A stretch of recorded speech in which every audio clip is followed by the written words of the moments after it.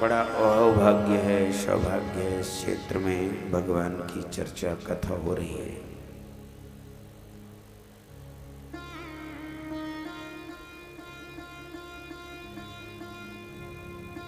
ये भारत देश वो देश है जिसके अंदर भागवत है,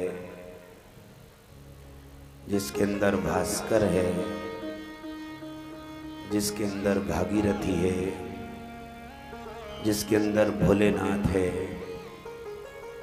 वो देश भारत है।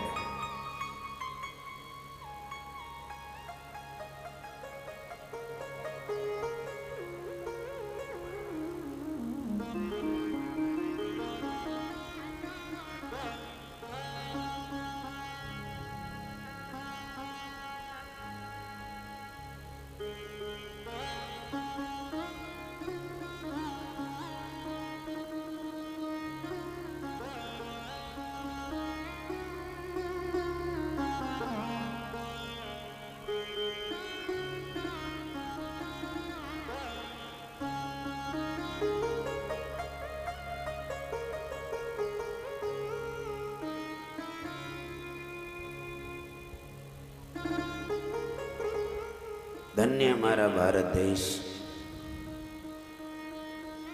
इसलिए भारत देश का धर्म व्यवस्थित है, संतुलित है, क्योंकि इस देश में भागवत है, भास्कर है, भागीरथी है, भोलेनाथ है, गीता है, उपनिषद है, वेद हैं, शास्त्र हैं, श्रुतियाँ हैं, पुराण हैं, ग्रंथ हैं। इसलिए इस देश का धर्म व्यवस्थित है। कल्पना करो कि अगर ये कथाएं न होती, सत्संग न होते, शास्त्र नहीं होते, तो आज जीना आराम हो जाता। आज धर्म व्यवस्थित है तो शास्त्रों की वजह से, कथाओं की वजह से, सत्संग की वजह से। अन्य देश भोग भूमि है, हमारा देश कर्म भूमि है। यहाँ पग पग पर संस्कार दिए जाते हैं। ये वो देश भारत देश है। भारत का मतलब है जो भाव में सीधे साधे लोग, अनभिज्ञ हैं, विचारों को कोई नॉलेज नहीं, ज्ञान नहीं, कथा कैसे हो, कैसे व्यवस्था हो, लेकिन बस भाव है कि कथा होनी चाहिए। इसलिए नाम ही इसका नाम है दिलो खरा, यानी जिनके अंदर दिल तो है लेकिन कैसा है? खरा दिल, साफ दिल, सीधा साधा, भोले वाले। क्योंकि भारत जो भाव में रत भाव है कि कथा होनी चाहिए।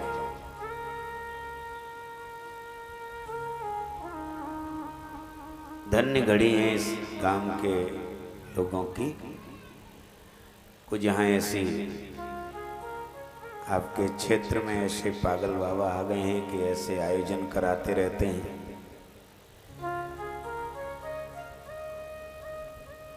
धर्म जीवन में व्यवस्थित रहना चाहिए।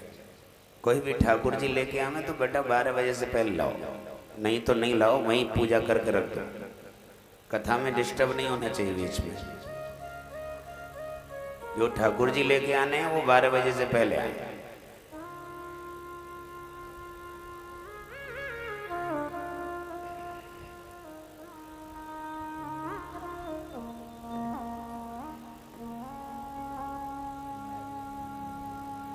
भारत देश ऐसा देश, संस्कार का देश है कि भास्कर भी उदय होता है तो सबसे पहले भारत में होता है, क्योंकि भारत के लोगों का चेहरा देखने लायक है। अन्य देश भोग भूमि है, हमारा देश कर्म भूमि है।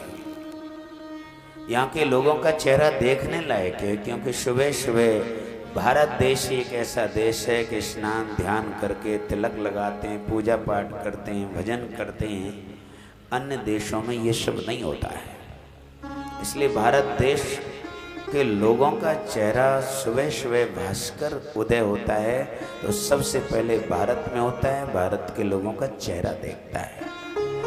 अन्य देश के लोगों का चेहरा देखने लायक नहीं है। वहाँ तो भोग विलासता में जीवन जीने वाले हैं। जितना भी भजन पूजा पाठ भक्ति भजन सत्संग जो कुछ हो रहा है उस भारत देश में हो रहा है।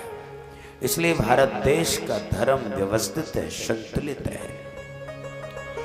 लेकिन कथा श्रवण करने के बाद ये कथा जीवन में उतर जाए। हम धर्म तो करते हैं लेकिन धर्म हमारे आचरण में नहीं है। पूजा करेंगे, भजन करेंगे,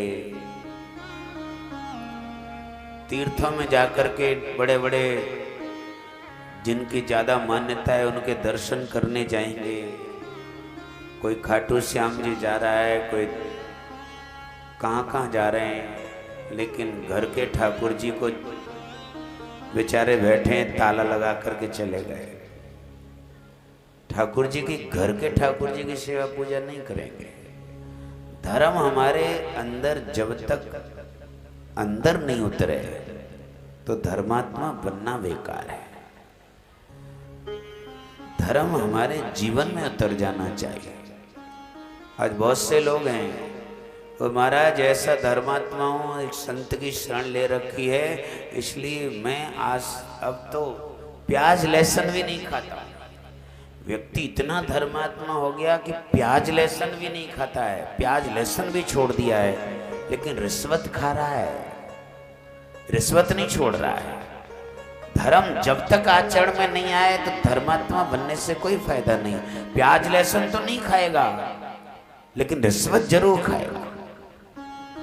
आज इतना पावन और पवित्र आचरण जीवन जीने वाला, इतना धर्मात्मा बन रहा है व्यक्ति कि पानी भी छान के पीता है। इतनी शुद्धता और पवित्रता का ध्यान रखता है कि पानी भी छान के पीता है, लेकिन गरीबों का खून डायरेक्ट पी रहा है। कोई गरीब ने, बेचारे ने पैसे वाले से कुछ काम चलाने के लिए पैसा उधार ले लिया, तो वो उस गरीबों के ऊपर ब्याज पे ब्याज, ब्याज पे ब्याज लगा करके उन गरीबों का खून डायरेक्ट पी रहा है। स्थिति देखिए, पानी छान के पी रहा है लेकिन गरीबों का खून डायरेक्ट पी रहा है। प्याज लहसुन छोड़ दिया लेकिन रिश्वत नहीं छोड़ी। प्याज लहसुन तो नहीं खाता लेकिन रिश्वत खाता है। विचार करो। वहीं लेके बैठ जाओ बेटा, गोदी में लेके बैठ जाओ ठाकुर जी को। कथा होने दो, बीच में डिस्टर्ब मत करो। जिनको ठाकुर जी यहाँ स्थापित कराने 12 बजे से पहले लेके आओ। कुल वृंदावन बिहारी लाल की जय। बहुत अच्छा है, भाव है। घर घर ठाकुर जी सेवा पूजा हो रही है। आखिर हमारे पागल बाबा की मेहरबानी है कि यहाँ के लोगों में इतना भक्ति दे रहे हैं कि लोग घर घर ठाकुर जी की सेवा पूजा कर रहे हैं। बहुत अच्छा है।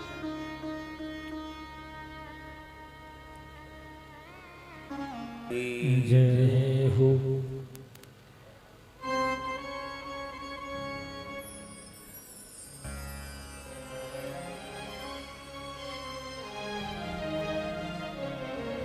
भगवान की तुलना माँ से की गई है। करो सदा तिनकी रखवारी, जिम बालक राखे महतारी। जैसे माँ अपने आश्रित बालक की देखरेख रखती है, ऐसे ही भगवान अपने आश्रित भक्तों की देखरेख रखता है। अब व्यवहार में ही आप देख लो, हर घर गृहस्थी वाले हो आप लोग, कि आप अपने बच्चे को तैयार करके स्कूल के 2 बजे छुट्टी हो जाएगी तो कम से कम 2:30 बजे तक तो बच्चा मेरे पास आ ही जाएगा। माँ ने तैयार करके बच्चे को स्कूल भेज तो दिया, लेकिन लौटने का इंतजार कर रही है। और माँ से तुलना उस परमात्मा की गई है। परमात्मा ने हम तुमको इस धरती पे भेजा है तो वो भी हमारे लौटने का इंतजार कर रहा है कि बच्चा धरती पे जाके सत्कर्म करे, अच्छे काम करे, कथा कराए, कथा सुने, दान करे, धर्म करे, पुण्य करे, भजन करे, जिससे ये बच्चा नरक नहीं चला जाए, इसे यमदूत नहीं ले जाएं, ये बच्चा लौट के मेरे पास ही आ जाए। जैसे माँ अपने बच्चे के लौटने का इंतजार करती है, ऐसे ही भगवान अपने भक्त के लौटने का इंतजार करता है। करो सदा तिनकी रखवारी, जिम बालक राखे महतारी। माँ से तुलना की गई है परमात्मा की। अब माई जब देखो बच्चे को तैयार करके भेजती है, वही लौटने का इंतजार कर रही है, तो क्या भगवान हमारे लौटने का इंतजार नहीं करेगा? कोई उल्टे सीधे धरती पे काम नहीं करे, कोई अपराध नहीं करे, कोई पाप न करे, कोई अधर्म न करे, कहीं ये नरक नहीं चला जाए, कहीं इसे यमदूत न ले जाएं, ये सत्कर्म करे, पुण्य कार्य करे, धर्म कार्य करे, जिससे ये मेरा बच्चा लौट के मेरे पास ही आ जाए। तो जो जो धर्म कार्य करने में लगे हुए हैं, भजन में लगे हुए हैं, सत्संग कथाओं में लगे हुए हैं, ये उनकी गारंटी कार्ड है कि वो व्यक्ति नरक तो जा ही नहीं सकता है। आप लोग कथा में बैठे हैं तो ऐसा हल्के में मत लेना, कथा में जो आके बैठ गया इसके लिए गारंटी कार्ड है कि वो व्यक्ति नरक तो जा ही नहीं सकता है।